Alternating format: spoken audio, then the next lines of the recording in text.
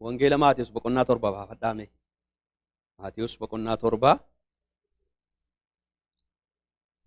Wangeela Maatiyos boqonnaa 7 lakkoofsa 24. Maatiyos boqonnaa 7 lakkoofsa 24. Achii booda immoo Efesooniin baafadhaa. Harkatti qabadhaati. Isa kana qabadhaati. Efesoon boqonnaa 5. Efesoon boqonnaa 5. Ergaa Phaawulos caafee gara Efesoon boqonnaa 5 lakkoofsa 15.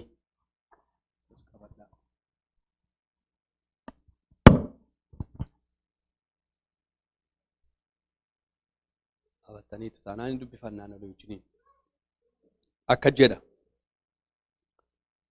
Yesuusi egaa namni dubbii koo dhaggeeffatee akka isaatti hojjetu hundinuu nama ogeessa mana isaa dhagaa irratti ijaarrate in fakkeeffama.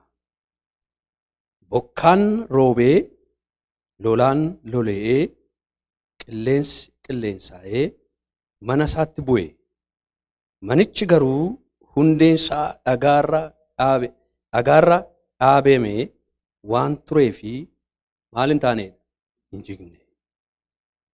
Namni dubbii koo dhaggeeffatee akka isaatti hin hojjenne hundinuu garuu nama gowwaa isa hundee malee lafa maaleedha? Lafa ciraa irratti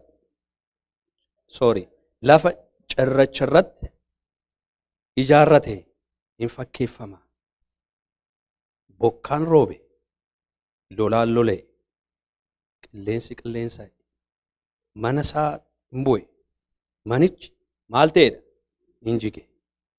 Hin jiguun isaas baduu baasuu maal ta'e? Maal ta'eedha? Jedhaan wajjin maal ta'eedha?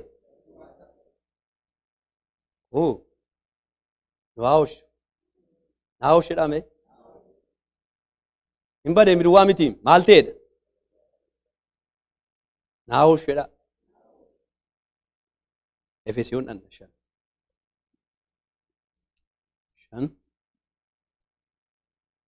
Boqonnaa 15. Egaa attamitti akka deddeebitan haleelaati ilaaladha. Akka horra maalittidha sittis?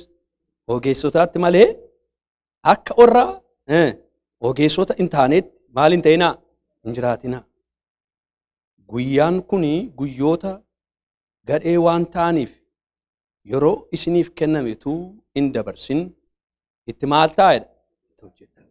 Waaqayyo isin haa eebbisu. Asirratti dhaabbanna.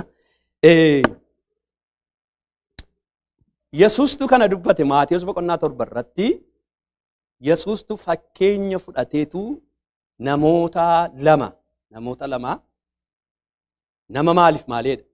Nama ogeessa ta'ee fi nama gowwaa jedhamu tokkotu ture jedhaa fudhadhaa. Ogeessaa fi gowwaan kun lamaanii mana ijaarrachuu ka'an. Lamaan isaanii mana ijaarrachuudha kaayyoon isaanii. Tokko garuu gowwaadha, tokko garuu maa'inneedha? Shaala ogeessa. Lamaan isaanii maaliif ka'an? Kaayyoo maalii qabu? Miti sirrii miti akka jedhamu sagalee Waaqayyo. Iyyasuus garuu inni tokko jedha. Isa tokkorra kan inni ittiin adda ba'ee lamaan isaanii waan tokkoof ka'an.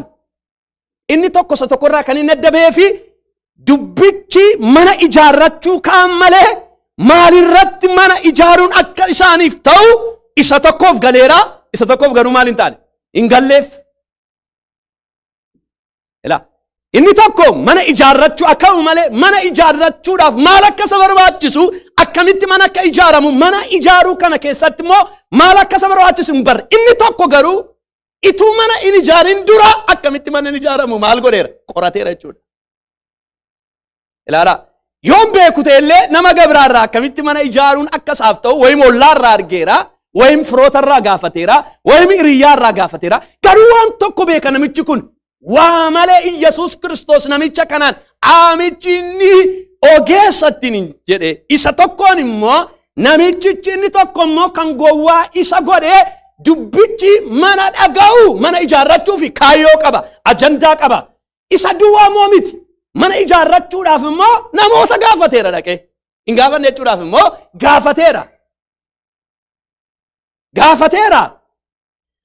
Garuu gaafatee akkamitti manni akka ijaaramu maal gochuun akka isa gaafateera. Agaafatu malee rakkinni lamaan isaanii gidduu jiru finishii irratti. Agartu na wajjin ta'a. Ilaa lamaan isaanii gidduu rakkinni jiru dhumarratti akkamitti akka ijaaranidha. Dhumarratti dubbiin. Dhumarra obboleessoo dubbiin obboleessoo dhumarra dhumichi immoo dhiyootti ta'uu danda'a.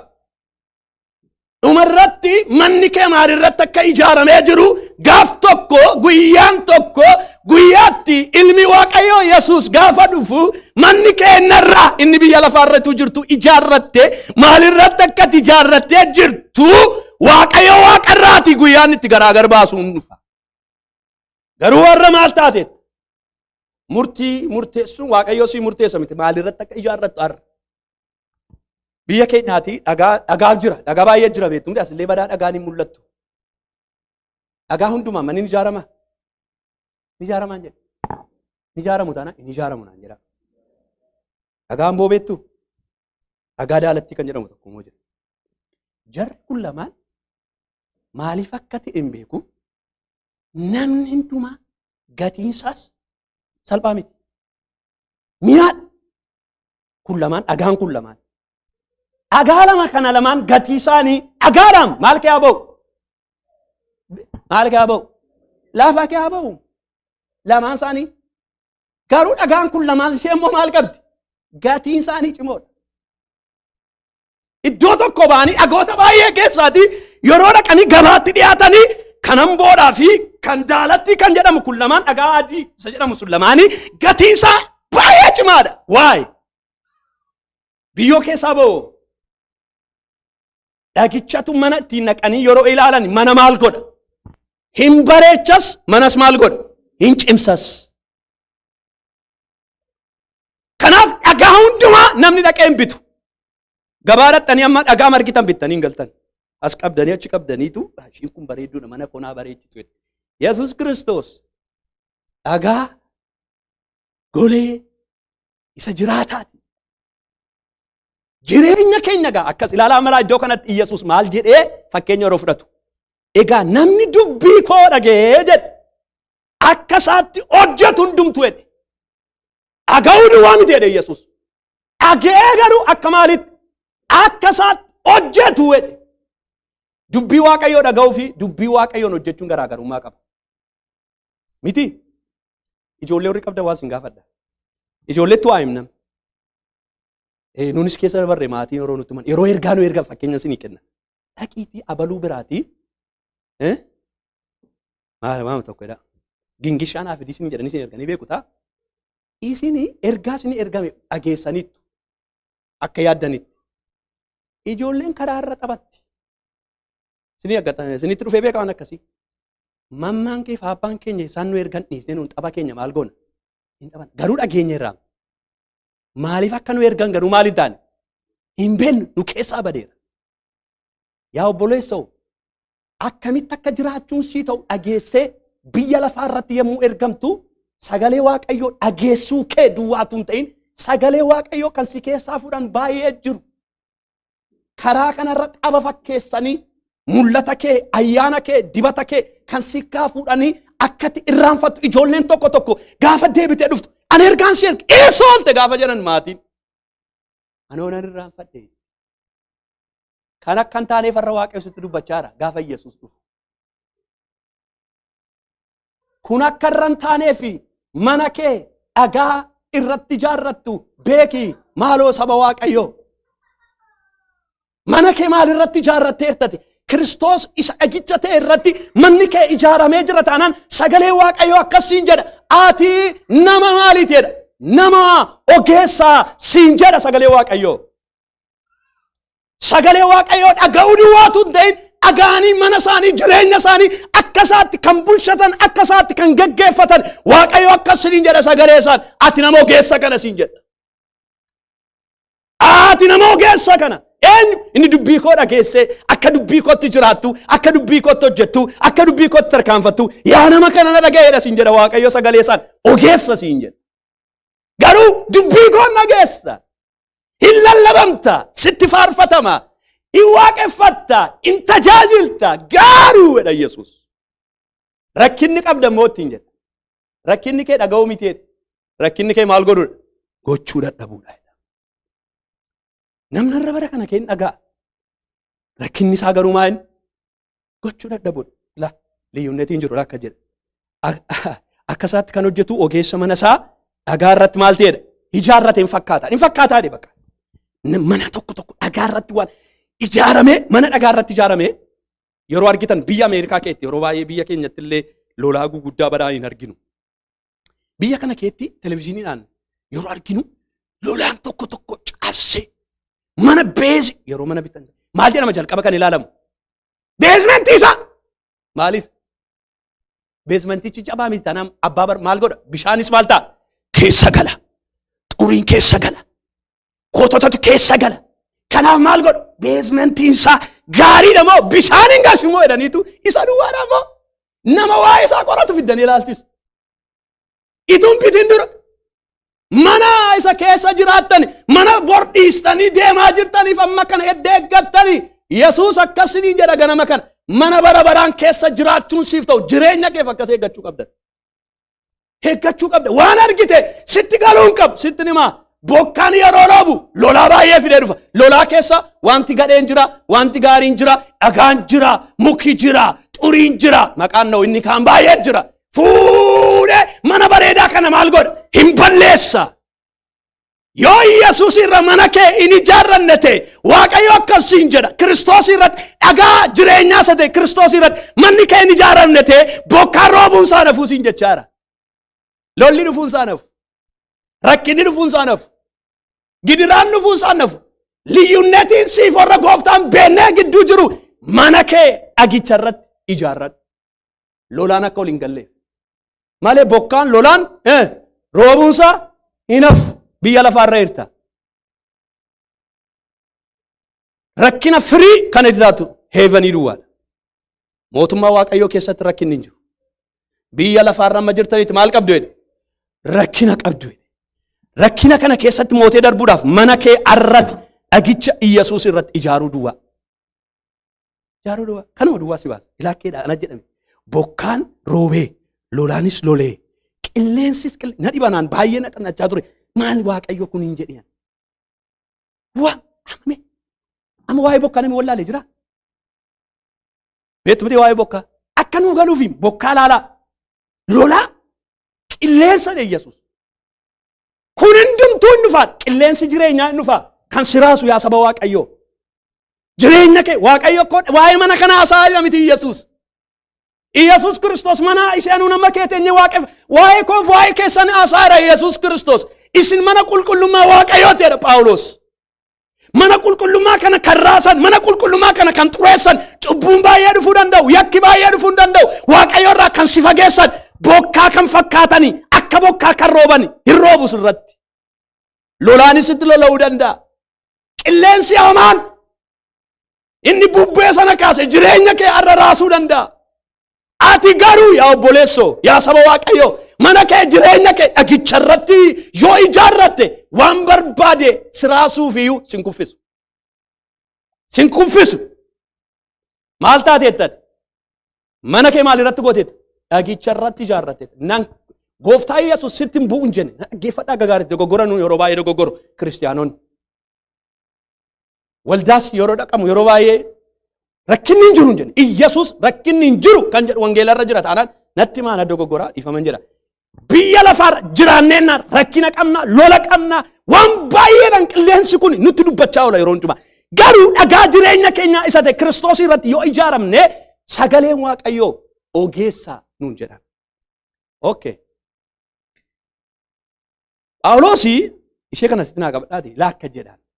Efesoon boqonnaa 4 boqonnaa 5 akkamitti akka deddeebitan maal taa'edha sitti immoo haleelladhaati haleelladhaa akkamitti akka deddeebitan ilaama deddeebii akkamitti akka jiraattan haleelladhaa akka warra ogeessaatti maleedha sittis agartaniittu ogummaan kun maayinni jedhee yaadaan ture waa'ee ogummaa Yaaqoobi akka jedhee dubbateera Yaaqoob keessa dhaqxanii yeroo dubbistanii Yaaqoob immoo waa'ee ogummaa lama jira jedhee dubbatana dhaggeeffadhaa maaloo akka gaariitti sagalee Waaqayyoo beekuu qabna ogummaa lamatu jira ogummaa waaqarraa jira ogummaa lafarraa jira ogummaan lafarraa isa nun digirii barannee mana barumsaa dhannee waan adda addaa maatii irraati waan adda addaa fudhannu ogummaa biyya lafaatu jira ogummaan waaqarraa immoo Waaqayyoo wajjiniin rileeshinshiippii nuun qabnu irraan kan ka'e Waaqayyoo wajjiniin jireenya nu jiraannu irraan kan ka'e Waaqayyoo gooftaan maccaa kan nuu kennuudha Phaawulosis Maatiyoosis kan inni dubbachaa jiru ogummaa isa Waaqayyoo irraa namaa kennamuudha ogummaan sun immoo akkamitti akka jireenya keenya ijaarrannu nu gargaara ogummaan sun immoo kan inni laatamu namoota Waaqayyoo wajjiniin rileeshinshiippii qabanidha okay edda akkas ta'e ogummaan sagaleen Waaqayyoo jedhu maayinnin waan sinitti hima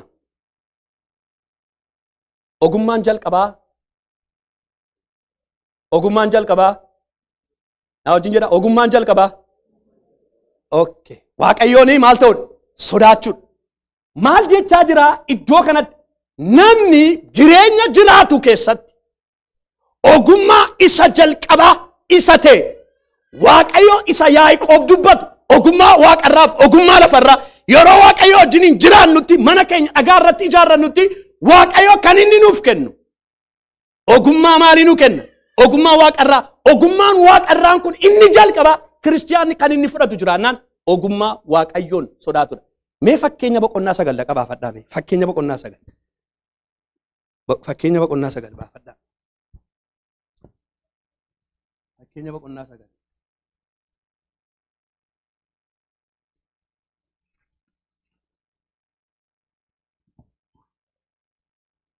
lakkoofsa 10 maal jedha Waaqayyoon sodaachuun jalqaba maaliitiidha ogummaatiidha isa qulqulluu sana beekuun maaliidha hubannaadha okay ilaa amma waan naasoo sagalee Waaqayyoon sodaachuun ilaalaa Iyesuus Kiristoos fakkeenya inni fudhatee asitti dubbate namni mana isaa anaan dhaggeeffatee ijaarrate nama maaliitiidha nama ogeessaadha Phaawulosis yeroo jiraattanii jireenya keessan nama ogummaadhaan geggeeffadhaadha Kiristoos waa'ee ogummaa dubbateera Phaawulos waa'ee ogummaa dubbateera Solomoon waa'ee ogummaa dubbateera Daawit waa'ee ogummaa dubbateera Iyyoob boqonnaa 28 irratti dhattanii olaaltanii waa'ee ogummaa dubbataniiru burqaan ogummaa eessaa dhufa jechuudha naa wajjiniin jedha eessaa dhufa amma sirran deebi'a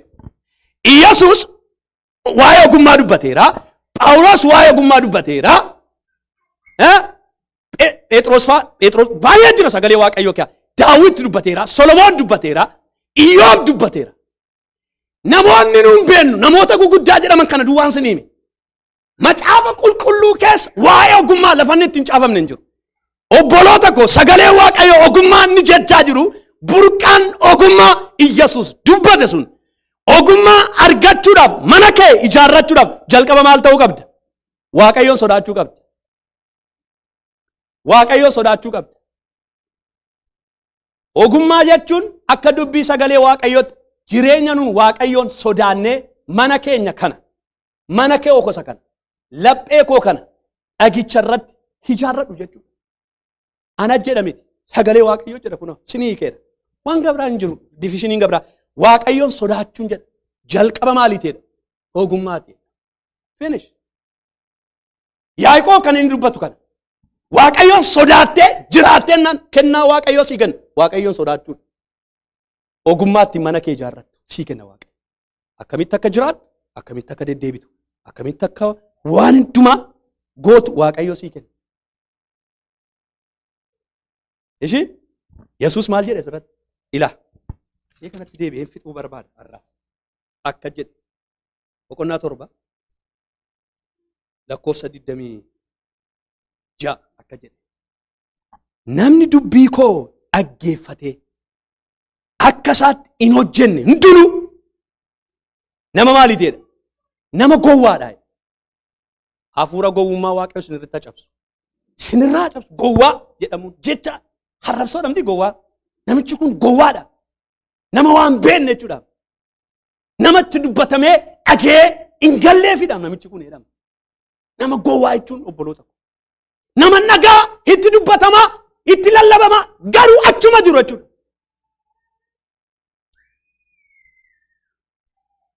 Waaqayyo immoo gowwummaa keessaa karaa Kiristoos gara maalitti nu fideera nuun?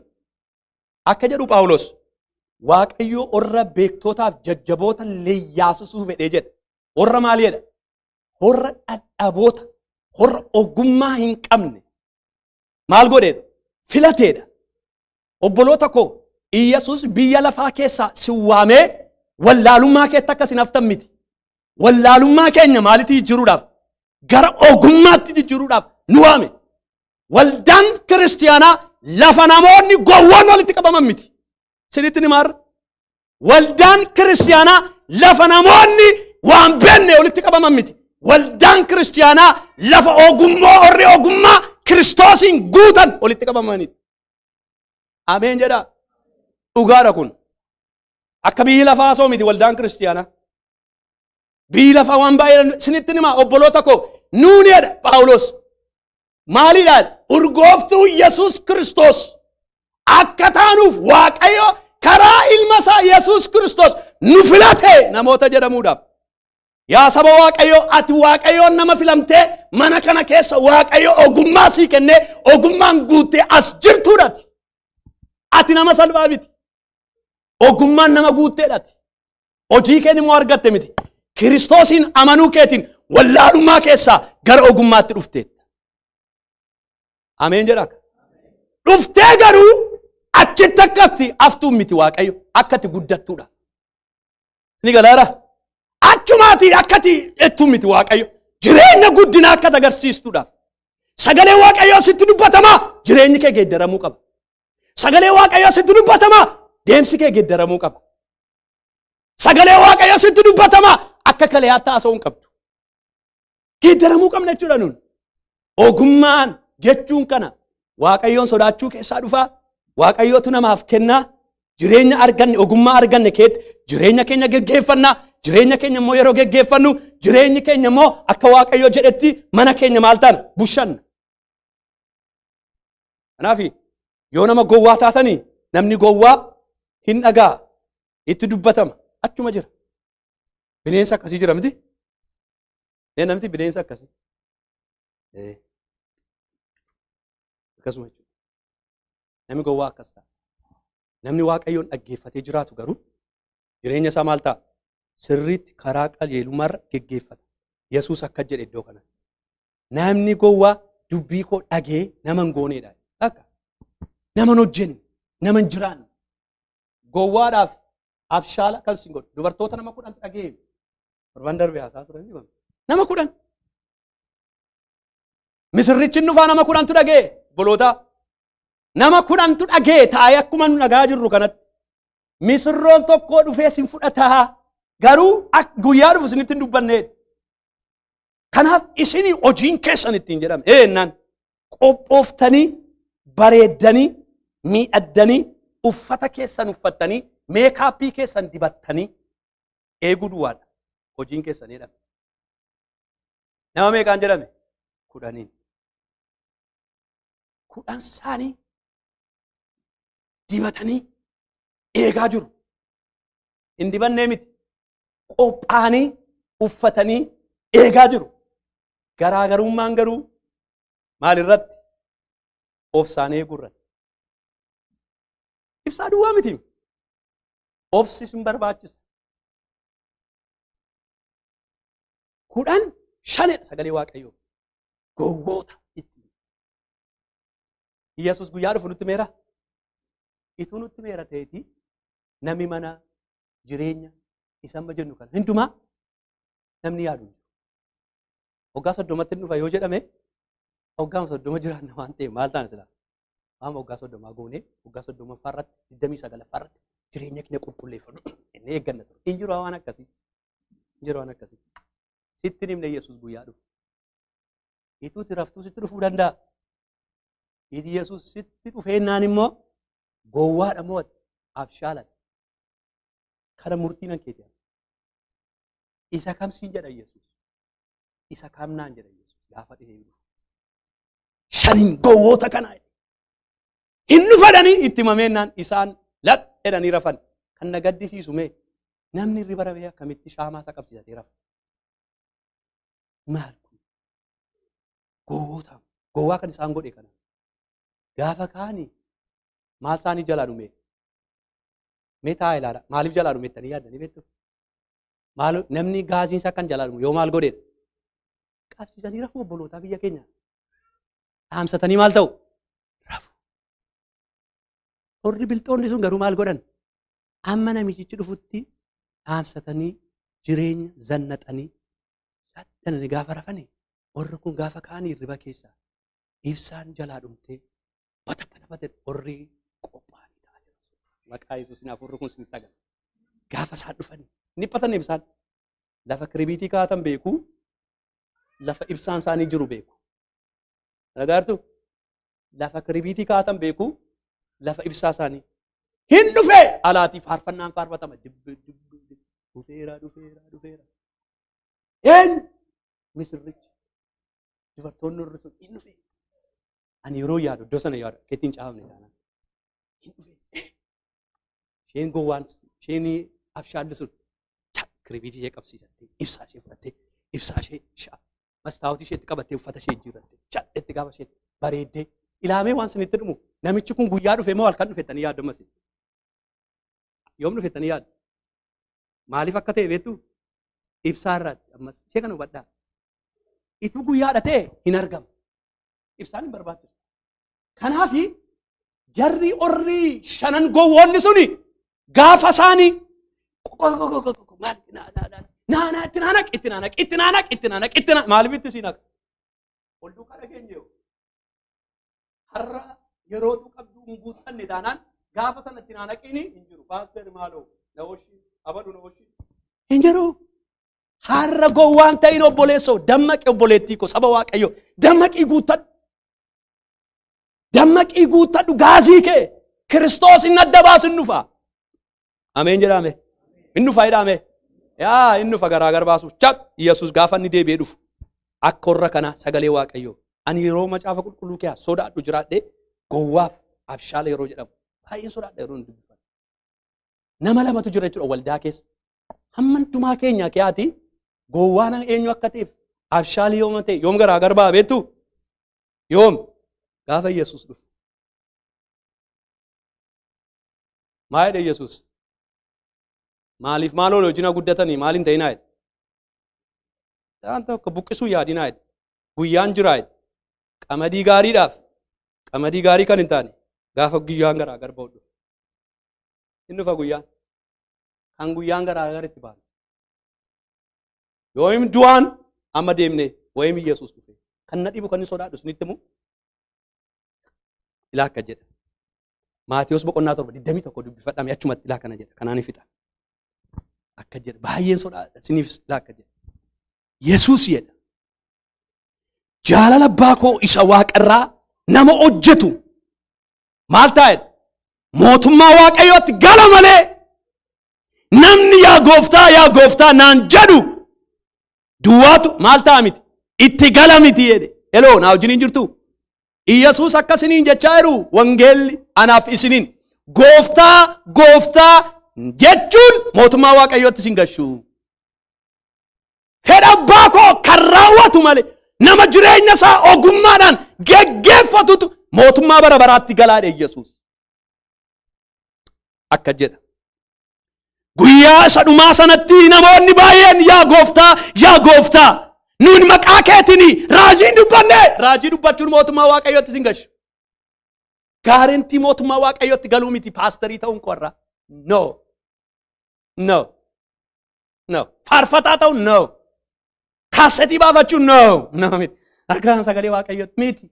Jireenya narra jiraadhutu mootummaa Waaqayyootti nagash. Raajii sobaa dubbachaa nama goyyomsaa nama olii gadhaa jiraachuun hin danda'ama. Amma yoomitti? Hamma guyyaa Yesuus dhufutti. Akka wangeelaa. Bara Eeliyaas faas turaniiru bara keenya keessas hin jiraatu amma gaafa gooftaan dhufutti. Raajii Waaqayyoo kan fakkaatan Waaqayyoo biraa kan hin ergamne. Nama akka eenyufaa? Mootichi waamee maal jedhe? Mee itti naa dubbadhu jedhe. Mee saba kana maal godhe jedhe? Habaari jedhe saba Waaqayyoo, saba Waaqayyoo. Raajii fakkaasanii kan nama baaran maqaa Yesuusin waraanaman. Habaari. Yesuus dubbate akka jedhe. Guyyaa sadhumaa sanatti namoonni baay'een yaa gooftaa nuyi maqaa keetiin raajiin dubbanne maqaa keetiin hafuurota hamaa hin baafne. Hojii aangoos maqaa keetiin baay'ee hin hojjenne. Naan jedhu jedhe Yesuus. Ani immoo yeroo sanatti jedhe Waaqayyo nama oolchu. Sinaa oolchu. Naa oolchu. Waldaa Waaqayyo sinaa oolchu. Ani immoo yeroo sanatti matuma maal hin ta'u? Isin hin beeku. Maala maqaa keetiin yaadattu waldaa Ebenezer keessaa isin beeku. Ati jireenya hin jiraanne. Mana kee yeroo sana ogummaadhaan hin geggeeffanne. Jireenya kee ogummaadhaan hin geggeeffanne. Kanaaf iyyuu jedhe Yesuus ani isin beeku jedhe. Eenyu ta'a kun? I don't know. Har'a garuu Waaqayyo nutti dubbachaa jira. Akka nun of eeggannee jiraannu. Ogummaa jireenya keessan hojjetadhaa. Gaafa guyyaan garaagar nu baasu dhufa hunduma keenya. Nu haa gargaaru Waaqayyo. Na gargaareedhaame. Yes, na gargaaru. Nu haa gargaaru. Barri kun bara hamaadha obboloota ko. Bara sodaachisaa. Phaawulos akka dubbatu bara fakkeessummaan dhugaan isinitti hima. Bara kana keessa bilxii ta'a saba Waaqayyoo. Bineensa baay'een nama nyaachuudhaaf, ayyaana keessa nyaachuudhaaf, dibata keessa nyaachuudhaaf, mul'ata keessa nyaachuu kan barbaadan baay'ee jiru. Of eeggadhaa jiraadhaa. Karaa keessan, deemsa keessan, jireenya keessan Waaqayyo wajjin godhadhaa. Ogeessota ta'a obboloota ko. Wangeela fakkaatanii wangeela kan hin taane, wangeela kan sin hirkaa buusan baay'ee jiru. Of eeggadhaa saba Waaqayyo. Raajii fakkaatee raajii sobaa kan dubbatu baay'ee jira. Of eeggadhu yaa saba Waaqayyo. Wangeelli akka jedha. Ani yeroo sanatti matumaa isinii hin beeku. Isin yaa horraa hamaa hojjettanii ija koo duraatii maal taa'edha? Badaa. Namni gowwaan asittis maal jedha sagalee Waaqayyoo numarratti? Isa maal ta'uudha? Manni isaa namni gowwaan sun maal ta'a? Manni isaa yakka. Yesuus badaa fuula kooti isin hin beeku. Konkumaa isin hin beeku. Ageessaniitu garuu mana keessa maal hin taane? Dhagaa irratti hin ijaarranne. Ogeessan taane isin. Ogummaa jechuun amma sirraa nan deebi'a. Waaqayyoon sodaatanii akka dubbii sagalee Waaqayyoo jireenya ofii ijaarrachuu. Kanuma. Yesuus maal jechuu barbaadaa jira? Ogeessota ta'a. Siniin jedha. Naan jedha. Ameen. Nama ogeessa, nama dubbii Yesuus dhaga'uuf immoo Waaqayyo wanta inni godhu isinitti dubbadhee isinii kadhadhaa isinii ta'a. Maal isinii godha beektuu? Orra ogummaadhaan mana keessan ijaarrattanii jiraattaniif maal naa godha kan jettan guyyaa gabraanan dubbadha. Har'a garuu qoricha tokko duwwaan isinii kenna. Sheerraa. Mul'ata Yohaannis boqonnaa 3 baafadha. Dhaabannee dhaggeeffannee kadhannee finna. Mul'ata Yohaannis boqonnaa 3. Nama dubbii Waaqayyoo dhagee jiraatuuf Yesuus wanta inni godhu. 3. Fuula Waaqayyoo dhaabadhaa.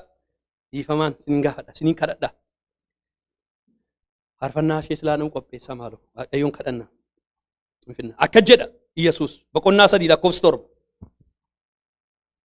Gara ergamaa waldaa Filaadelfiyaa ergaan kun isa qulqulluu dhugaa isaa bantii isa banamaa Daawiti harkaa qabu isa waan inni bane namni tokkollee cufuu hin dandeenye. Wanta inni cufe immoo namni tokkollee banuu hin dandeenye. Sana biraa maal ta'eera? Dhufeera jedhee caafe. Ergamichis jedha akkasini jedha Waaqayyo ganama kana. Orra ogummaadhaan mana keessan ijaarrachaa jirtaniif sagalee Waaqayyo. Ergamichis Ani hojii kee beeka. Ati humna xinnoo qabda. Haleluuyaa. Laakkasin jedha Waaqayyo sagalee isaa. Ergichis ani hojii kee beeka. Ati humna xiqqoo qabda. Garuu dubbii koo maal ta'eetta? Eeddeetta. Haleluuyaa. Ne eeddeetta. Mana kee ogummaadhaan ijaarratteetta. Dubbii koo hin ganne. Shaataalaa baagayyaa. Yerooti ogummaadhaan mana kee ijaarrattu waasii taara. Akka jedha Waaqayyo gooftaan maccaa sagalee isaatiin. Maqaa koos maal hin taane hin ganne. Natti hin qaanomne siin jedha. Kunoo ani immoo waan sii godhuun qabaa. Eessatti? Biyya lafarra rooti jiraattu. Ani immoo balbala banamaa fuula kee duraa maal taadha? Jiru. Isa namni tokkollee cufuu hin dandeenye. Maal ta'eera? Siif kenneera. Balballi banamaa nama hundumaaf laatama miti. Balballi banamaan kan Waaqayyo kennu nama dubbii sagalee Waaqayyoo dhaggeeffatee dubbii sagalee Waaqayyootiin mana isaa geggeeffatu duwwaa. Waaqayyo kannaan jedhe sagalee isaa. Nama hundumaaf laata miti Waaqayyo. Warra garuu arra sagalee koo dhaggeeffattaniif jedha Waaqayyo sagalee isaatiin. Warra naaf abboomamtaniif, warra akka dubbii sagalee kootti jiraattaniif ani balbala banamaan sinii kennaa. Wangeelli akkasiniin jedha. Harka keenya gara Waaqayyootti ol kaasa. Shaapaataa baagayyaa namaa saatoola baagayyaa. Balbala banamaa sinii laatama warri ogummaa dheebottanii jirtaniif. Sagalee Waaqayyoo dhaga'anii jiraachuun balbala banamaa namaaf kenna. Inni jalqabaa. Maaliin argadha? Ogummaadhaan mana koo geggeeffachuun maal laalaata kan jettanni. Waaqayyo akkasii jedha sagalee isaa. Balbala banamaa. Balbala banamaa. Shaapaalaa baagayyaa namaa saatoola baagayyaa namaa gaseetii migisha.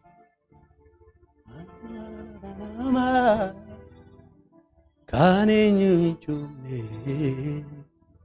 gooftaan naaf kenneera harka isaatiin banee. Eebbi koo achuma naa dhufa eenyutu na jalaa cufa eenyutu na jalaa cufa eenyutu na jalaa cufa eenyutu na jalaa cufa balbala banamaa kan eenyu hin jumne gooftaan naaf kenneera harka isaatiin banee. Eebbi koo achuma naa dhufa eenyutu na jalaa. Eenyuyyuu si jalaan cufa obboleetti. Saba Waaqayyoo ati balbala banamaa Waaqayyoo sii kenneera. Yooti sagalee isaatti jiraatte, yooti Waaqayyoof abboomamte, yooti Waaqayyoof bulte, mana kee akka ogummaatti yoo ijaarratte Waaqayyo akkasiin jedhe sagalee isaatti. Ani balbala banamaa fuula kee kaa'eera. Eenyullee cufuu kan hin dandeenye. Haaleluyyaa. Waaqayyo fuula kee kaa'eera saba Waaqayyoo. Waaqayyo fuula kee kaa'eera.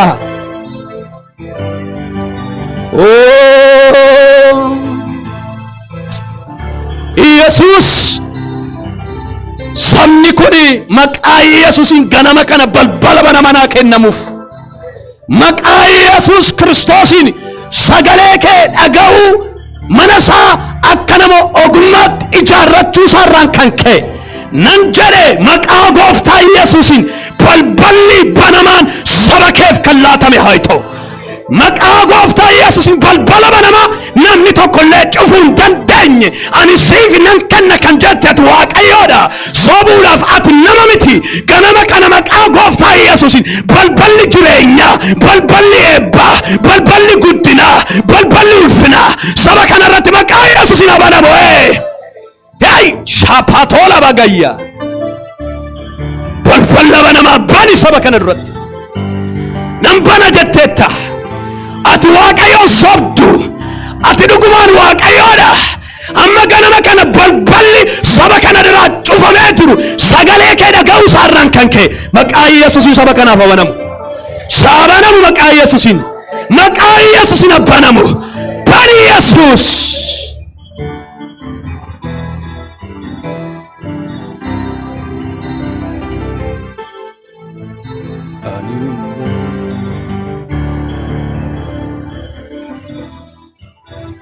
Maqaa gooftaa Yesuusin ganama kana yaa Waaqayyo sagalee keetiin atamanamaadha. Haleluuyaa. Furri Waaqayyo lafa kana jira.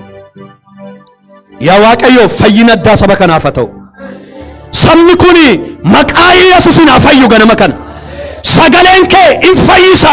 Sagalee isaa ergee isaan in fayyise. Rakkinaaf gidiraa isaanii hundumaarraa isaanii kee jedhamee caafamee jira.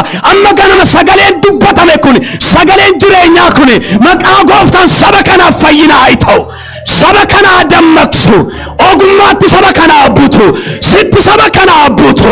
Maqaa Gooftaa Yesuus Kiristoosiin hafuurri ogummaa haa laatamuuf, hafuurri sodaachuu haa laatamuuf, hafuurri si beekuu haa laatamuuf. Haleluuyaa. Kennaan addaa saba kanaaf haa laatamu. Hafuura Waaqayyoo saba kanarra koottu. Sabni kun jireenyi isaa geeddaramu jedhee. Nageeddare dhame. Waaqayyo nageeddare kana dhamaalo. Yaa hafuura Waaqayyoo sabni kun geeddaramuu barbaada. Nama gowwaa ta'uu barbaadu. Jireenyi isaa abshaala ta'uu barbaadeera. Sagalee kee irratti ijaarrachuu barbaadeera. Maqaa Gooftaa Yesuus Kiristoosiin. Hafuura Waaqayyo, hafuura Waaqayyo. Jireenya saba kanaati geeddare. Jireenya koo geeddare. Gooftaa ati deebitee dhuftaa warra geeddaraman fudhachuudhaaf.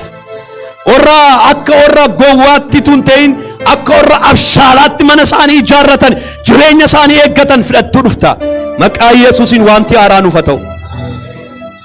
Maqaa Yesuusiin wanti haaraa saba kanaaf haa ta'u. Torban kana eebba arganiin beenne, nagaa arganiin beenne saba kana irratti haa ta'u. Dhukkubni saba kanarraa cabu. Humni dhukkubaa saba kanarraa cabu. Humni rakkinaa saba kanarraa cabu. Nana baara maqaa Yesuusiin haa abaaramu. Saba Waaqayyoo kan dhiphistu qilleensa kanarraa kan hojjettu torban kana kan ergamtu amma ganama olii galleessi diinna hafuurri jawwee marrataa ergaan diinaa ergaan seexanaa ergaan daabiloos maqaa Waaqayyoo maqaa Yesuusiin nyaatame. Abiddi Waaqayyoo sinaa nyaatu. Qilleensa keenyarraa nyaatame.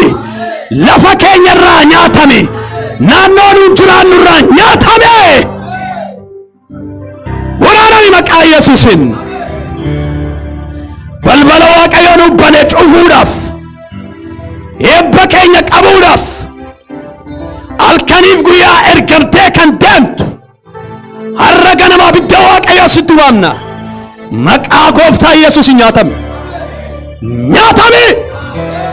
Nyaatame. Nyaatame. Guddaadha Yesuus. Jireenya koof jireenya saba kanaa hin dandeessu. Kakuun nurra jira. Gatiin nurra jira. Yesuus waa'ee keenyaaf waan hundumaa ta'eera. Hadheessituu keenyaa nu hin dandeessu. Ganama kana maqaa Yesuusiin lafa jirtutti abiddi Waaqayyoo si haa nyaatu. Abiddi Waaqayyoo si haa nyaatu. Haleluuyaa. Abiddi kee saba kanatti bu'u. Abiddi kee saba kanatti bu'u hafuura Waaqayyoo. Amma torban kana sabni kuni maqaa Gooftaa Yesuus Kiristoosiin jaalala keenya guutamu. Araara keenya guutamu. Ayyaana keenya guutamu. Humna haaraa argachuu jalqabu. Mul'ata arguu jalqabu. Abjoochuu jalqabu. Maqaa Gooftaan waan haaraa dhaga'uu jalqabu. Gurri isaa banamuu jalqabu. Iji isaa banamuu jalqabu. Si argu sabni kun. Haleluuyaa. Maqaa Yesuusiin amantiidhaan waa goonee kadhannu gurra keessan irra harka keessan kaadhaa. Shaabala bagayyaa namaa saatoola bagayyaa irraa bagaataa dhala babgoos. Yaa hafuura Waaqayyoo sin kadhadhaa. Oolonni koo sagalee koo beeku jette. Torban kana saba kanaaf nan kadhadhaa. Sagaleen abbaa ormaa saba kana dhiphisuuf sodaachisuuf itti ergamu maqaa Yesuusiin kan waraaname haa ta'u. Gurra isaanii irraa waraanamu. Jireenya isaanii irraa waraanamu. Maqaa Gooftaan sagalee Waaqarraa dhaga'uu jalqaban. Akka Saamu'eel sagalee Waaqarraa dhaga'e ganama kana sabni kun torban kana gurri isaa banamee sagalee Waaqarraa dhaga'uu jalqabu. Sagalee sibiraatee dhaga'uu jalqabu. Sagalee sin gargaara jedhu dhaga'uu jalqabu. Sagalee si wajjiniin jira jedhu dhaga'uu jalqabu. Waan addaa dhaga'uu jalqabu. Eebba dhaga'uu jalqabu. Ulfina dhaga'uu jalqabu. Maqaa gooftaa Yesuus dhaga'uu jalqabu. Sabni kun sagalee addaa dhaga'uu jalqabu jedhaayira. Wow! Yeela baba fura Waaqayyoo maqaa Yesuus Kiristoosiin amma waa ta'uu jalqabu jireenya isaanii keessatti. Torban kana maqaa gooftaa Yesuusiin sagaleen adda ta'e tokko sagaleen jaalallee kootii gaararra utaalaa gara koo dhufe jetteetta. Gaara waan itti ta'erra utaalaa gara isaanii dhaqee dhimma isaaniirra utaalaa dhaqee dhukkuba isaaniirra utaalaa dhaqee gaaffii isaaniirra utaalaa dhaqee waan addaa dhaga'uu jalqabu utaalaa dhaqee akkatti isa jaallattee jirtu dhaga'uu utaalaa dhaqee. Mi'aamee jedhame amma moo wagoona ija keessan harka kaadhaa woo ija fuuraan keessan banamu maqaa Yesuusiin. Waaqayyo kan isin hibanu waa arguu jalqabdan mee maqaa Yesuusiin Kiristoosiin waa arguu akka jedhe Waaqayyo nama sana akka jedhe kana dhaa'oo kootiif ija isaa baneere har'a ganama ija fuuraa akka isin hibanamu Waaqayyoon arguu akka dandeessaniif ulfina Waaqayyo arguu akka dandeessaniif ayyaana Waaqayyo arguu akka dandeessaniif iji hafuuraa keessan banamu iji keessan banamu iji laphee keessan banamu maqaa gooftaa Yesuusiin isa isin wajjin jiru arguu akka dandeessaniif safara keessa waan dubbatamu tun ta'in isa isin wajjin jiru Waaqayyo gooftaa arguu akka dandeessaniif maqaa gooftaan iji kee banamu. Iji kee banamu jedhe saba Waaqayyo ulfina Waaqayyo arguu akka dandeessuuf sheela baba bana maqaa Yesuusiin ija koon banere jaamaan suni har'a ganama iji saba kana banamu iji hafuuraa duudee banamu si arguu akka dandeenyuuf banamu iji laphee keenya banamu maqaa gooftaan banamu.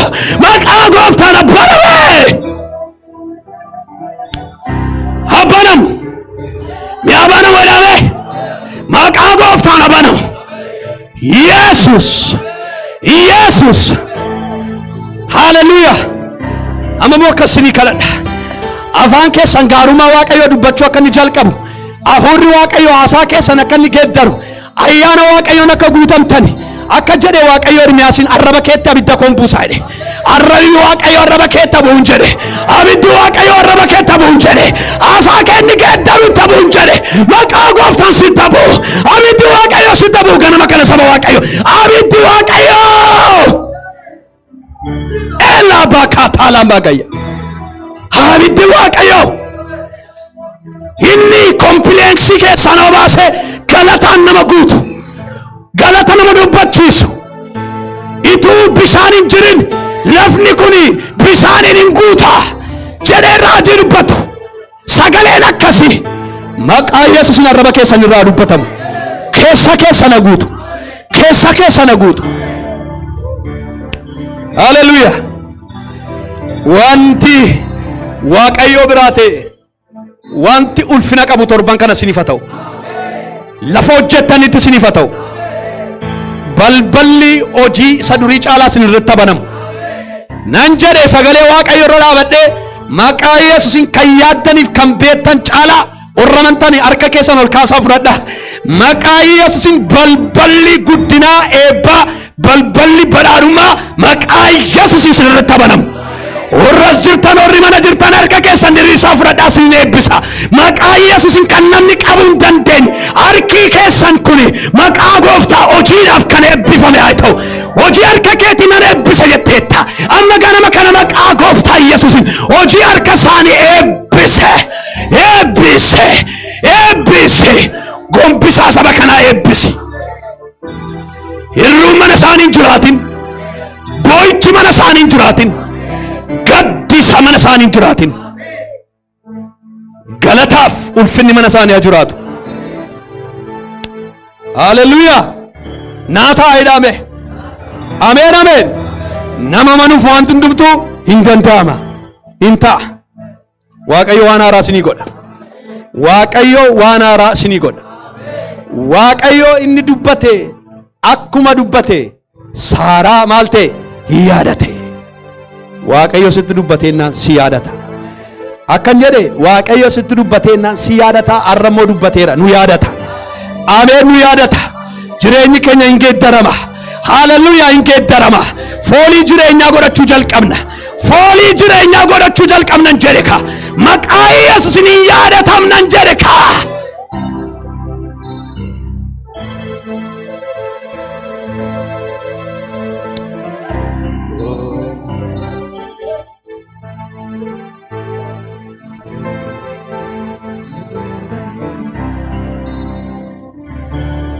Hallelujah.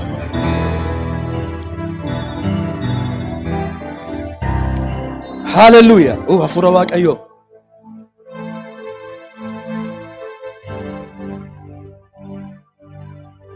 Galanni siif haa ta'u. Hojii dinqii ganama kana gidduu keenyatti hojjetteef si haa galatu. Ati Waaqayyoodha. Nama miti. Maqaan kee haa eebbifamu.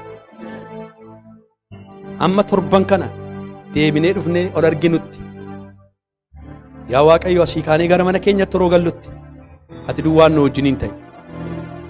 Sagaleen kun nu haa hojjetu. Ol jedhi. Maqaa Yesuus Kiristoosiin.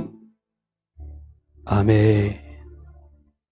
Yaa Abbaa keenya Waaqarra kan jiraattu maqaan kee haa qulqullaa'u. Mootummaan kee haa dhufu. Jaalalli kee Waaqarratti akka ta'e akkasuma lafarratti haa ta'u. Kan nu koobdeen keenya irraa nuuf kenni. Yakkaa keenyas nu dhiisi. Nus kan yakkiniif akka dhiisnu qorumsatti nu hin galchin. Amaanuush malee mootummaan isaan keetiyo. Humnis galannis bara baraan. Ameen. Harka keessan gara Waaqayyootti ol fudhadhaa. Eebba Waaqayyoo fudhadhaa. Waaqayyo sinaa eebbisu. Waaqayyo sinaa eegu. Waaqayyo fuula isaa isiniif haa ibsu. Ayyaana isaa isiniif haa kennu. Maqaa Waaqayyo Abbaan, maqaa Waaqayyo Ilmaan, maqaa Waaqayyo Hafuura Waaqayyo tokkoon. Ameen. Gooftaan sinaa eebbisu. Torban eebbaa qabaadhaa.